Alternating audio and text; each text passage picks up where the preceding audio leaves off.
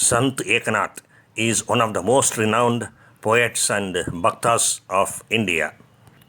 He was a great bhakta, jnani and kavi.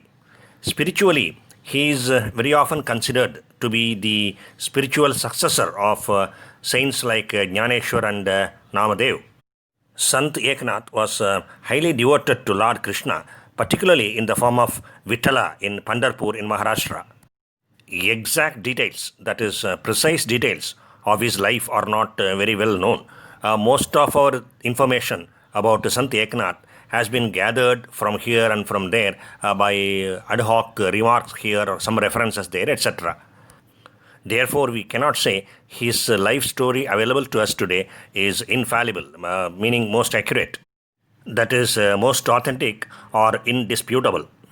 He was born in a Deshastha Rigvedi Brahmin family in the year 1533 at Paitan in Maharashtra. This Paitan is also called Paitanpur. He breathed his last in the year 1599. That is, he lived for approximately 66 years. His father was Surya Narayan and his mother was Rukmini Bai. There is some dispute about his grandfather. Some people say the great poet and devotee and saint Bhanudasa was his grandfather. That is Ekanath's grandfather. That is Surya Narayan's father. But some others say that Sant Ekanath's grandfather was a person called Chakrapani. And Chakrapani's father was Bhanudasa. That is, they say Bhanudasa was not Ekanath's grandfather, but his great-grandfather. In either case, although there is a dispute, we can make out that regardless of whether Bhanudasa was his grandfather or great-grandfather, we can certainly say Sant Eknath was born in the lineage of the great Saint Bhanudasa. Either as a grandson or as a great-grandson, we don't know for sure. Sant Eknath lost his parents even as Sant Eknath himself was fairly young. So he was brought up by his grandfather. From the elders in his family, as well as neighbors and relatives, etc., Sant Eknath came to know the importance of Guru even when he was just about 5 years old. He was told by everybody that Guru is the most important person in anybody's spiritual life. Sant Eknath had a strong desire in the spiritual life of many saints, and he himself was very spiritually inclined right from a very young age, even when he was a child. Even as a 5-year-old boy, he often used to inquire where is his Guru and how to find out his Guru. Nobody could answer him properly because obviously they themselves did not know.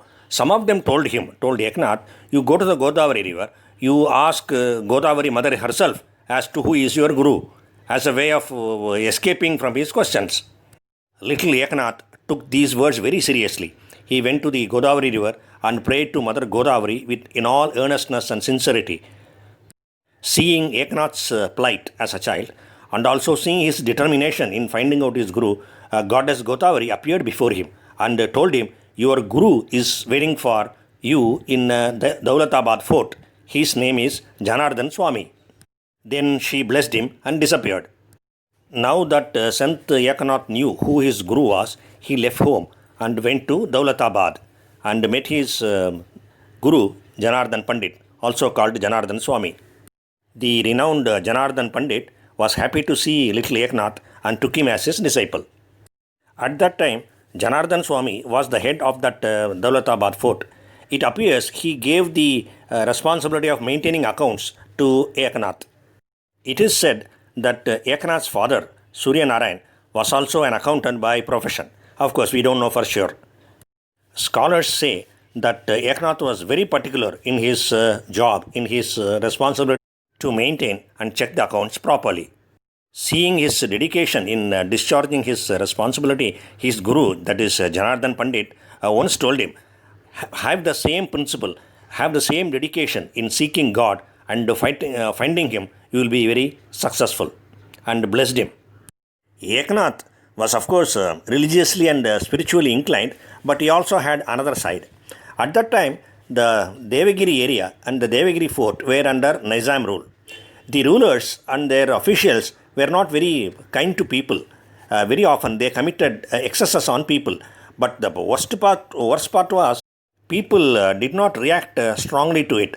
They simply cursed their fate and accepted their fate, that to suffer ignominy and other atrocities was merely their fate. In short, they were emotionally and intellectually dull. Eknath saw this and decided to change this, to create awakening in people.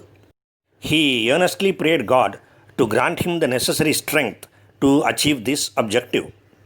From then on, he was very often talking to people and giving them speeches, and he was able to slowly instill awakening in the masses. He explained to people, we should of course be kind and compassionate towards each other amongst us. However, towards the unjust people who commit atrocities on us, we must be very, very strong and even cruel if necessary. We must fight with them, we must attack them whenever necessary. All of us should be very strict and fiery towards them. And as Providence would have it, there arose an occasion very soon to demonstrate this aspect of Eknath. The foreign rulers came to attack the Daulatabad fort. There was an army headed by the chieftain. They were trying to attack the fort. But Eknath was not willing to take this lying down. He collected a small army of his own, and in order to protect his people, his land, and his guru, Eknath fought with the invaders very fiercely and courageously. Of course, Eknath was not at all trained in the art of warfare or conducting himself in a war, martial arts, etc. Yet, using his courage alone as his sole weapon, he donned the armor of a soldier or an army chief and fought with the invaders. After a 4-hour battle, he and his army were able to drive away those invaders. In this aspect, we can say that Sant Eknath was more like Swami Vivekananda rather than, say, Paramhamsa Ramakrishna or Ramana Maharishi of South India. Now, Janardhan Swami, that is Eknath's guru, was highly devoted to Lord Dattatreya. Therefore, Eknath also became very fond of Lord Dattatreya and was devoted to him. He would often pray to Lord Dattatreya to give him good counsel and guide him properly in his life as to what he should do, what he should not do, etc. Once Lord Dattatreya appeared before Eknath. The Lord gave him good counsel, what we call Jnanopadesh, and blessed Eknath. Dattatreya also ordained him to write Ramayana, Mahabharata and Bhagavata Purana, etc. Dattatreya said to Eknath, the character and the devotion and the wisdom of people are declining day by day. The reason for this is that they have lost they are losing our vast knowledge, body of knowledge contained in these great scriptures like Bhagavata Purana, Ramayana, etc. One of the reasons for this is that those granthas or those books are in Sanskrit, and Sanskrit as a performing language is on the wane, it's declining.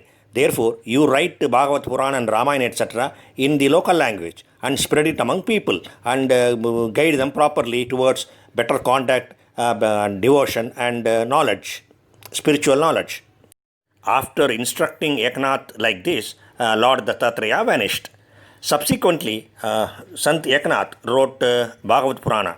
His Bhagavad Purana is called Eknathi Bhagavat. Just as Ramayana by Valmiki is called Valmiki Ramayan and Ramayana by Tulsidas is called Tulsi Ramayan, the Bhagavad Purana by Sant Eknath is called Eknathi Bhagavat. Sant Eknath also wrote a version of Ramayana which is called Bhavartha Ramayana. However, some scholars say this Ramayana was not written by Sant Eknath but at a much later time period by somebody else, another Brahmana called Sridhara. Thus, as far as Bhavartha Ramayana is concerned, there is no unanimity among researchers and scholars. Sant Eknath gave religious and spiritual discourses and sermons exceedingly beautifully. He combined devotion, philosophy, literature, and music all rolled into one and produced excellent speeches. Everybody was very fond of his discourses or upanyasams or pravachanams as they are called. So much so that even the Lord Bhagavan Sri Krishna wanted to listen to his discourses in person, in human form. Lord Panduranga or Vittala assumed the form of a human form of a small boy, say 16, 17 years old, and came to Sant Eknath's house. He said, I am an orphan. I have nobody. I don't have any relatives. I don't even have friends. I am alone in this world. I would like to do some work and get something to eat. He told Eknath, please give me a job. I'll be a good assistant to you. I will do all your household work, wash your clothes, clean the house, and whenever you do any pravachan or upanyas, I will do all the things necessary, bring out all those things, incense sticks, camphor, and flowers, etc. for puja. All these things I will do. So you, in return, you don't even have to give me any salary or money. You give me food to eat, that is sufficient because nobody is dependent upon me. Sant Eknath took pity on him and took him into his employment. That little boy called himself Krishna. That is, he said his name was Krishna. And that Krishna was extremely active. He was able to lighten the load of Sant Eknath very, very effectively. He did whatever is necessary to run a normal household, and especially a Brahmin's household in which pujas and pravachans form a major part. Sant Eknath was also very happy with that servant boy. He was very affectionate towards that little boy called Krishna, and in fact treated him like his own son. He did not treat him like a servant or something. He treated him as his own son. He, the servant boy, that is Krishna, used to listen to all Sant Eknath's discourses or philosophical and devotional speeches very, very particularly and intently with a lot of concentration. And that townspeople used to wonder, this guy doesn't seem to be a servant boy. He himself seems to be a great devotee and jnani. Good, Eknath is very fortunate. That's what they used to say. Things went on like this, not for a few days or a few weeks or even a few months, for a whole 12 years. That is, for a period of 12 years, the Lord served Sant Eknath as a servant boy. Now, cut to Pandharpur. Let's go to Pandharpur and see what happened there. In Pandharpur, there was a Brahmana who was very devoted to the Lord, Panduranga or Vittala. For many, many years, he prayed and did tapasya and all that, and he was very particular, very eager to have a darshan of the Lord. But the Lord did not appear before him. He was not fulfilled in his desire to see the Lord. Seeing his plight, Rakumayi or Rukmini Devi took pity on him. She told him, see, what is happening is Pandarinath, that is Panduranga or Vittala, is no longer in Pandharpur. He has gone to Eknath's house. He is serving Eknath as a servant boy. You go catch hold of him and ask him, is this fair? There are so many other devotees in Pandharpur. You left everybody in the lurch. You went after a single devotee called Eknath. This is not fair. You catch hold of him and bring him here. That's what she told that Bhakta or devotee. He, that Brahmana, was greatly surprised. Oh, even this can happen. He used to wonder. In any case, he took the mother's word seriously and came to Paitan, that is where Eknath was living. He went to Eknath and asked him, where is your servant boy, what happened, etc., etc., when did he come to you, etc. Eknath was a little surprised. He thought, this Eknath often said he is an orphan, that is, he has nobody, no relatives, friends, even friends, etc. And all this time, that is, in all these 12 years, nobody came looking for him, inquiring about that Krishna, there is a servant boy, etc. Now somebody has come and he was surprised, that is, Eknath was surprised. But even as these two people were talking, Krishna, the servant boy, who had gone out on some errand, returned to the house. And both the people, that is Eknath and that Brahmana, saw the servant boy Krishna.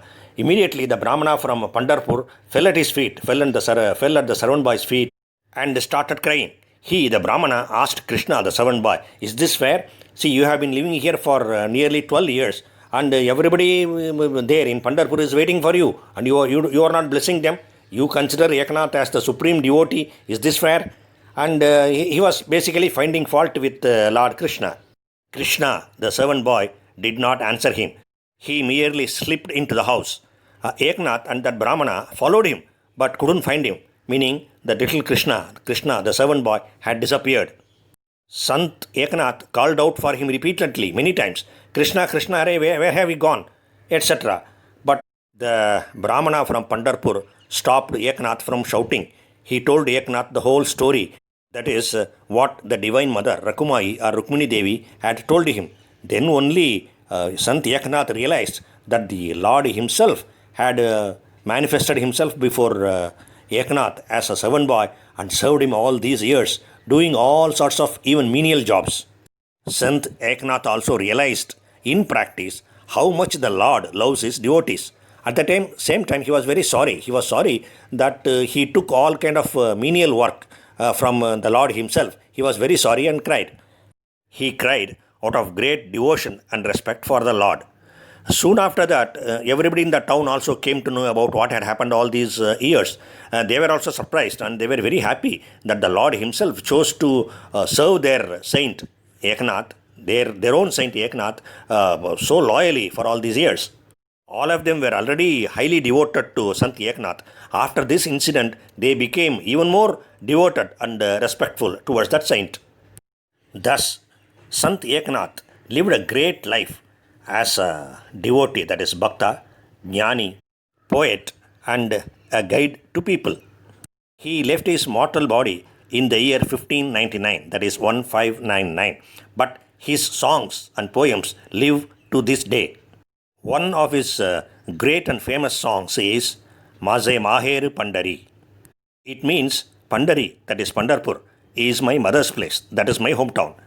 Then he goes on to sing Bapa Ani Ai Vithala Rakumai, that is my father is Vithala and my mother is Rakumai, that is Panduranga Vithala and Rakumai are my parents, my father and mother.